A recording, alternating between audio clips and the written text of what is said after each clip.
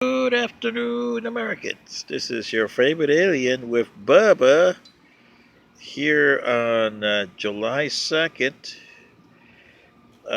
in Georgia. It's a scorcher out here today. It's supposed to be 94 degrees with an index factor of maybe 96, 98 around there. So it's a little warm. So here's your favorite alien and Bubba sitting in for Paul Harvey. Stand by for the rest of the story. Well, this is the week, July 4th is coming up, and everybody will be busy with their red, white, and blue celebrating the 4th. But back in 1863, July 2nd, 3rd, and 4th were not visibly celebrated that way, especially in a town called Gettysburg, Pennsylvania. During that time, in those 3 days, you had more Americans, North and South, combatants and non-combatants, die than the entire people who died in Vietnam and all the wars since then combined. That's a lot of people that died in 3 days. More than those wars. And the president at the time, Abraham Lincoln, he was beside himself because up until the Gettysburg battle, the Union was more or less on a stalemate there, and it was a precarious position of losing the war. So if it lost the war, you would have the CSA and the USA. And President Lincoln, did a interesting part. He released the Emancipation Proclamation in January of 1863, but then again, it exempted Maryland, a northern state that was with the North. So you still had slavery in Maryland. Wasn't that kind of oxymoron? Well, this is the stuff that poor President Lincoln was dealing with when this battle was going on. And it was a profound effect on him. When he learned after July 4th of the carnage that was left in Gettysburg, and in November, he wasn't feeling good when he left. And when he went to Gettysburg, he had a strong headache at the time, and he didn't know what to say. Would you? Would anybody of us know what to say when you had that kind of carnage?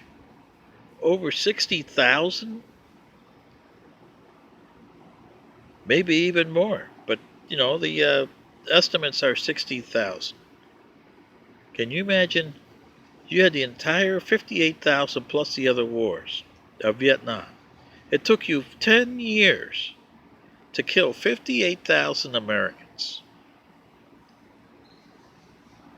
And it took you 3 years or 2.5 years from December of 1941 to August 15th, 1945. So, not quite 4 years, less than that, to kill 406,000.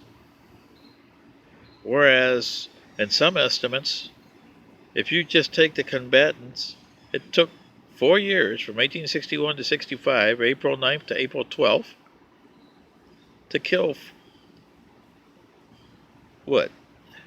620,000? That's confirmed. But, some estimates put it as high as 1 million if you count the non-combatants and the slaves and the free men that fought in that war. So, speaking as Mr. Paul Harvey would say, we have a lot to think about this 4th of July. And Mr. Lincoln knowing the oxymorons that were around at the time and the paradoxes. And this is why when he wrote his first part of the Gettysburg Address, 77 years ago, from the time that the United States was formed till his time, that was 87 years, 77 years ago, our fathers, but forth on this continent a new nation, conceived in liberty. Really? He knew better than that.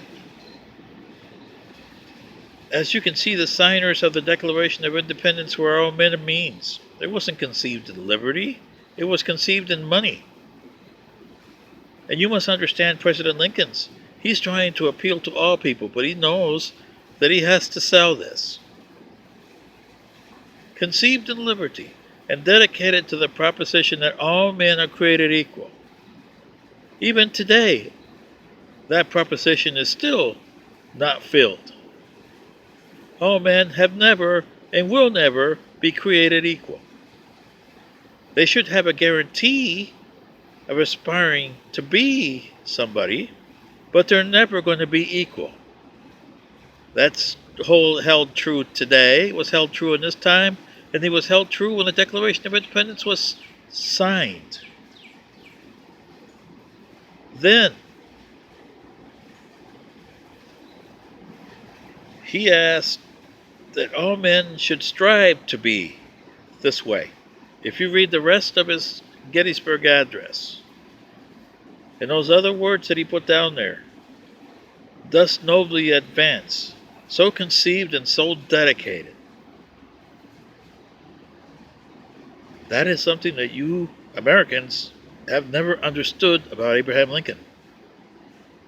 His words are not there just to read once in a while and in school to memorize them and read them back, as most teachers were taught and do today even.